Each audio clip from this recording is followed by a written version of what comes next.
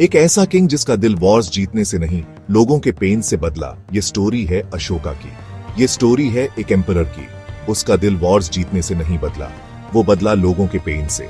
वो एक mighty ruler था, उसका एम्पायर दूर दूर तक फैला हुआ था, फिर भी उसकी बिगेस्ट विक्ट्री अनदेखी थी। ये एक बैटल थी जो उसने अपने अंदर लड़ी, एक बैटल अपने ही अग्रेशन और एम्बिशन के खिलाफ। उसे विजडम शाही कोर्ट्स में नहीं मिली, उसे वो मिली बैटलफील्ड पर।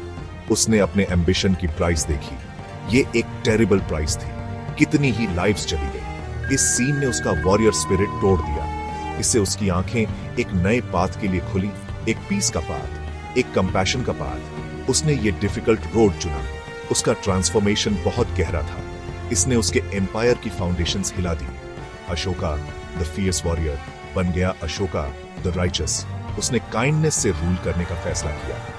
उसने अपने लोगों की केयर करने का फैसला किया। उसकी स्टोरी हमें एक ग्रेट लेसन सिखाती है। ये एम्पैथी की पावर के बारे में सिखाती है। अशोका मौर्य डायनास्टी से थे। वो एक प्रिंस थे, एक ग्रेट लिनेज के। उनके दादाजी फेमस चंद्रगुप्त मौर्य थे। चंद्रगुप्त ने एक माइटी एम्पायर बनाया था। उन्होंने इंडिया के बड़े बड़े पार्ट्स को यूनाइट किया। अशोका अपने दादाजी की कहानियां सुनकर बड़े हुए। उन्होंने पावर के बारे में सीखा, उन्होंने गवर्नेंस के बारे में सीखा। वो मौर्य नाम की इंपॉर्टेंस समझते थे। उनके पिताजी एम्परर बिंदुसार थे। बिंदुसार ने इतने बड़े एम्पायर को मेंटेन किया। अशोका उनके कई बेटों में से एक थे। छोटी उम्र से ही अशोका में वो बात नजर आती थी। वो इंटेलिजेंट और ब्रेव थे। उन्हें एक प्रिंस के लायक एजुकेशन मिली। उन्होंने स्टेट क्राफ्ट और वॉरफेयर सीखा। वो वेपन्स चलाने में स्किल्ड थे। वो बहुत एम्बिशियस भी थे। उन्हें थ्रोन चाहिए था। वो अपने एंसेस्टर्स से भी महान बनना चाहते थे। ये एम्बिशन उनके अंदर आग की तरह जलता था। उन्हें प्रोविंसेस को गवर्न करने के लिए भेजा गया। वो एक केपेबल एडमिनिस्ट्रेटर साबित हुए। वो अपनी सख्ती के लिए भी जाने जाते थे। उनका एम्बिशन ही उन्हें आगे बढ़ाता था। इसी ने उन्हें अल्टीमेट प्राइज इंपीरियल थ्रोन की तरफ पुश किया। फाइनली अशोका एम्परर बन गए। उनका पावर में आना सिंपल नहीं था। कुछ स्टोरीज कहती हैं कि कॉन्फ्लिक्ट था। हो सकता है कि उन्होंने थ्रोन के लिए अपने ब्रदर्स से फाइट की हो। इससे उनकी स्ट्रांग विल पता चलती है। वो रूल करने के लिए डिटरमिन्ड थे। जब वो एम्परर बन गए तो उनका रेन शुरू हुआ। शुरुआती सालों में वो एक एग्रेसिव रूलर थे। वो अपना कंट्रोल मजबूत करना चाहते थे। वो अपना एम्पायर बढ़ाना चाहते थे। वो सोर्ड की पावर में बिलीव करते थे। कई लोग उन्हें चंद्रशोका कहते थे। इस नाम का मतलब था अशोका द फियर्स या अशोका द क्रूअल। वो अपने टेम्पर के लिए जाने जाते थे। वो अपनी हार्शनेस के लिए जाने जाते थे। वो डिसेंट टॉलरेट नहीं करते थे। रिबेलियंस को बिना किसी मर्सी के क्रश कर दिया जाता था। वो आयरन फिस्ट से रूल करते थे। उनका एम था एम्पायर को इनविंसिबल बनाना। वो चाहते थे कि सब लोग उनकी पावर से डरें। उनके हिसाब से एक ग्रेट किंग को ऐसे ही रूल करना चाहिए। उनका एडमिनिस्ट्रेशन एफिशिएंट था, लेकिन वो सिवियर भी था। उन्होंने मिलिट्री स्ट्रेंथ पर फोकस किया। उनका मानना था कि एक बड़ी आर्मी जरूरी है। एम्पायर को प्रोटेक्ट करने के लिए इसकी जरूरत थी। एक किंगडम था जो आजाद रहा। यह किंगडम था कलिंग। कलिंग इंडिया के ईस्टर्न कोस्ट पर बसा हुआ था। वो एक प्रॉस्परस लैंड थी। उसकी आर्मी बहुत स्ट्रांग थी। उसका मैरीटाइम ट्रेड मतलब समुद्र से बिजनेस बहुत जोरों पर था। कलिंग कई रीजंस से इंपॉर्टेंट था। उसके पोर्ट्स साउथ ईस्ट एशिया जाने वाले ट्रेड रूट्स को कंट्रोल करते थे। उसकी आजादी अशोका की अथॉरिटी के लिए एक चैलेंज थी।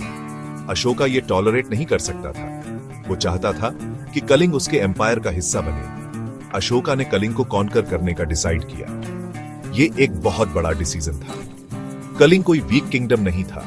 वो अपनी आजादी डिफेंड करने के लिए तैयार था। अशोका जानता था कि यह वॉर मुश्किल होगी, लेकिन उसका एम्बिशन बहुत स्ट्रांग था। उसे अपनी आर्मी की ताकत पर यकीन था। उसने एक मैसिव फोर्स जमा की। सोल्जर्स पूरे एम्पायर के हर हिस्से से आए। एलिफेंट्स, कैवलरी और इन्फेंट्री सब जमा किए गए। वॉर की प्रिपरेशंस बहुत एक्सटेंसिव थीं। अशोका जीतने के लिए डिटरमाइंड था। कलिंग के लोग जानते थे कि वॉर होने वाली है। वो अपने घरों के लिए लड़ने को तैयार हो गए। उन्हें अपनी इंडिपेंडेंस बहुत प्यारी थी। वो इसे आसानी से गिव अप नहीं करने वाले थे। इस आने वाले कॉन्फ्लिक्ट ने एक अंधेरा साया डाल दिया था। सेक्शन 5 खून की नदी कलिंग की तबाही। कलिंग का वॉर शुरू हुआ। यह एक बहुत ही स्केरी और ब्लडी फाइट थी। कलिंग के सोल्जर्स बड़ी हिम्मत से लड़े। उन्होंने अपनी लैंड को बड़ी ब्रेवरी से डिफेंड किया, लेकिन अशोक की आर्मी बहुत बड़ी थी और ज्यादा पावरफुल भी। फाइट्स बहुत इंटेंस थी। दोनों साइड से थाउजेंड्स ऑफ सोल्जर्स मारे गए। यह फाइट काफी लॉन्ग टाइम तक चली। कलिंग की जमीन पर हर तरफ मारकाट मची हुई थी। वॉर के साउंड्स हर तरफ इको कर रहे थे। यह एक बहुत ही टेरिफाइंग स्ट्रगल था। मौर्य की आर्मी धीरे धीरे भारी पड़ने लगी। उन्होंने कलिंग की फोर्सेस को पीछे पुश कर दिया। सिटीज पर अटैक हुआ, विलेजेस डिस्ट्रॉय हो गए। कलिंग के पीपल ने बहुत सफर किया। सिर्फ सोल्जर्स ही नहीं, बल्कि कॉमन पीपल भी। मैन, विमेन और बच्चे सब अफेक्टेड हुए। बहुत सारे लोग इस फाइट में मारे गए और भी कई लोगों को कैप्चर कर लिया गया। घर जला दिए गए, फील्ड्स बर्बाद हो गए, पूरा एरिया वॉर में डिस्ट्रॉय हो गया था। फाइनली कलिंग हार गया। अशोक ये वॉर जीत गया था। उसने अपना मिलिट्री गोल अचीव कर लिया था। कलिंग अब मौर्य एम्पायर का पार्ट था। सेक्शन 6 एक विजेता के आंसू, पछतावे की सुबह। वॉर के बाद अशोक ने जीती हुई जमीन को जाकर देखा। वो खुद कलिंग को देखना चाहता था। जो कुछ उसने वहां देखा ना, उसने अशोक को हमेशा के लिए ही बदल कर रख दिया। वो लड़ाई के मैदानों से होकर गुजरा। उसने लाशों के ऊंचे ढेर देखे। उसने घायल सिपाहियों को दर्द से तड़पते हुए देखा। उसने घरों और गांवों की तबाही देखी। उसने विधवाओं और अनाथों के चेहरे देखे। कलिंग के लोगों की इतनी तकलीफ ने उसे अंदर तक हिला दिया था। यह एक ऐसा मंजर था जिसे वो कभी भूल नहीं पाया। अशोक का दिल बहुत ज्यादा अफसोस से भर गया।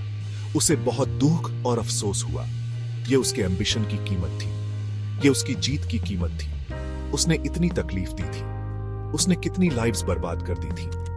जीत का सारा मजा अब बेकार लग रहा था। इतनी बड़ी ह्यूमन ट्रेजेडी के सामने यह सब कुछ फीका पड़ गया था। वो अब अपने किए पर सवाल उठाने लगा था। उसने जंग के इस रास्ते पर सवाल उठाया। क्या एक महान सम्राट होने का यही मतलब था? यह अशोक की जिंदगी का एक टर्निंग पॉइंट था। वो इतना बड़ा योद्धा राजा अब दुख से पूरी तरह टूट चुका था। सेक्शन 7 बैटलफील्ड से बोधि ट्री तक, धम्म को अपनाना। अपनी इस कंफ्यूजन की हालत में अशोक ने आंसर्स ढूंढे। वो अपने कामों का पछतावा करने के लिए एक वे ढूंढ रहे थे। वो पीस ऑफ माइंड पाने का एक वे ढूंढना चाहते थे। इसी दौरान उनका इंट्रोडक्शन बुद्धिज्म से हुआ। गौतम बुद्ध की टीचिंग्स उनके दिल को टच कर गईं। बुद्धिज्म में नॉन वायलेंस मतलब अहिंसा की बात थी। उसमें कंपैशन मतलब करुणा की बात थी। उसमें राइचसनेस मतलब धम्म की बात थी। ये वो वैल्यूज थे जिनकी अशोक को अब चाहत थी। उन्हें इन टीचिंग्स में सुकून मिला। अशोक ने बुद्धिज्म अडॉप्ट करने का डिसीजन लिया। ये एक बहुत बड़ा स्टेप था। उन्होंने बुद्धिस्ट स्क्रिप्चर्स को रीड करना शुरू किया। उन्होंने बुद्धिस्ट मंक्स को सुना। उन्होंने 4 नोबल ट्रूथ्स के बारे में जाना। उन्होंने 8 फोल्ड पाथ के बारे में जाना। बुद्धिज्म के प्रिंसिपल्स ने उन्हें एक नया पर्सपेक्टिव दिया। उन्होंने उन्हें एक मॉरल लाइफ जीने का वे दिखाया। उन्होंने उन्हें सिखाया कि असली ग्रेटनेस सर्विस में है, सभी लिविंग बीइंग्स की केयर करने में। ये नई अंडरस्टैंडिंग उनके एक्शंस को शेप करने लगी। उनका बुद्धिज्म अडॉप्ट करना सिर्फ पर्सनल नहीं था, ये उनके रूल के लिए एक गाइडिंग प्रिंसिपल बन गया। उन्होंने अग्रेसिव वॉरफेयर छोड़ दिया। सेक्शन 8 धमाशोका, एक राजा की नई राह। धमाशोका बनकर अशोक ने अपने राज्य करने का तरीका बदल दिया। उनका फोकस मिलिट्री एक्सपेंशन से हटकर पब्लिक वेलफेयर पर आ गया। वो अपने लोगों की लाइफ को बेहतर बनाना चाहते थे। उन्होंने कई सारे एडिक्ट्स जारी किए। ये एडिक्ट्स चट्टानों और खंभों पर खुदवाए गए थे। उन्हें पूरे साम्राज्य में लगवाया गया था। उनमें उनके धम्म की पॉलिसीज के बारे में समझाया गया था। उनमें लोगों से कहा गया था कि वो मॉरली जिए। वो वहां की लोकल भाषाओं में लिखे गए थे ताकि सब लोग उन्हें समझ सकें। अशोक ने बहुत सारे वेलफेयर के काम किए। उन्होंने लोगों के लिए अस्पताल बनवाए। उन्होंने जानवरों के लिए भी अस्पताल बनवाए। इससे सभी जीवों के लिए उनका कंपैशन दिखता था। उन्होंने सड़कों के किनारे पेड़ लगवाए ताकि छाया मिल सके। उन्होंने पानी के लिए कुएं खुदवाए। उन्होंने यात्रियों के लिए रेस्ट हाउसेस बनवाए।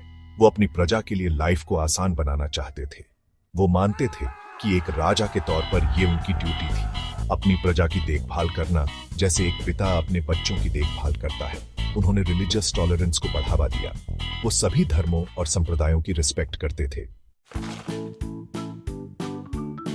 सेक्शन 9 शांति की गूंज, अशोक की यादगार लिगेसी। अशोक के ट्रांसफॉर्मेशन का इतिहास पर बहुत गहरा असर हुआ।